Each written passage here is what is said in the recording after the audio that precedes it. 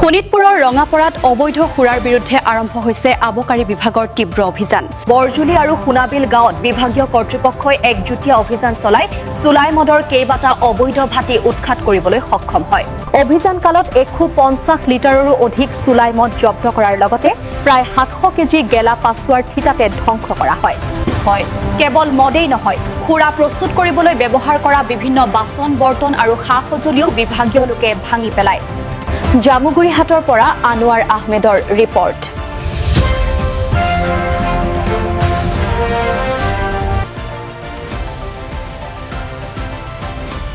আজি আমি ৰঙাপাৰা আবকাৰী চক্ৰই যুটীয়াভাৱে তেজপুৰ আবকাৰী চক্ৰৰ লগত মিলি আমি বৰজুলি বাগানত, সোণাবিল গাঁৱত আৰু গাঁৱৰ ভিতৰে অঞ্চলত একদম ভিতৰুৱা অঞ্চললৈকে মহিলা সমিতিৰ লগত আৰু ভিডিপি ছেক্ৰেটাৰী আৰু তেওঁলোকৰ ছাত্ৰ সংগঠনৰ লগত মিলি আমি আজি পুৱাৰ পৰা বিভিন্ন জায়গাত অভিযান চলাইছোঁ।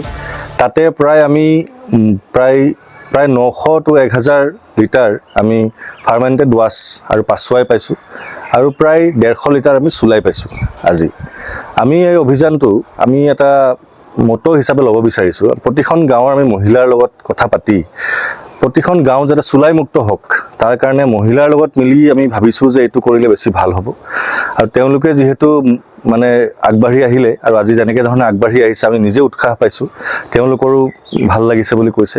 তেনেকৈ আমি প্ৰতিখন গাঁও চুলাই মুক্ত কৰিবলৈ এই অভিযান আমি জাৰি ৰাখিম। বাগিচা অঞ্চলতো বহুত হৈছে এইটো ক্ষেত্ৰত। হয়, আমি যোৱাকালিও আদাবাৰী বাগানত আমি গৈছিলোঁ। আদাবাৰী আৰু নিউ আদাবাৰী বাগানত আমি গাঁৱৰ বাগানৰ লাইনৰ ভিতৰে লাইন চকীদাৰ আৰু ছাত্ৰ সংগঠনৰ লগত মিলি বাগানৰ মেনেজাৰো আমাৰ লগত আছিলে। সকলোৰে লগত মিলি আমি অভিযান চলাইছোঁ। তাতেও প্ৰায় বহুখিনি আমি ফাৰ্মেণ্টেড ৱাছ পাছুৱাই পাইছোঁ, চুলাই পাইছোঁ।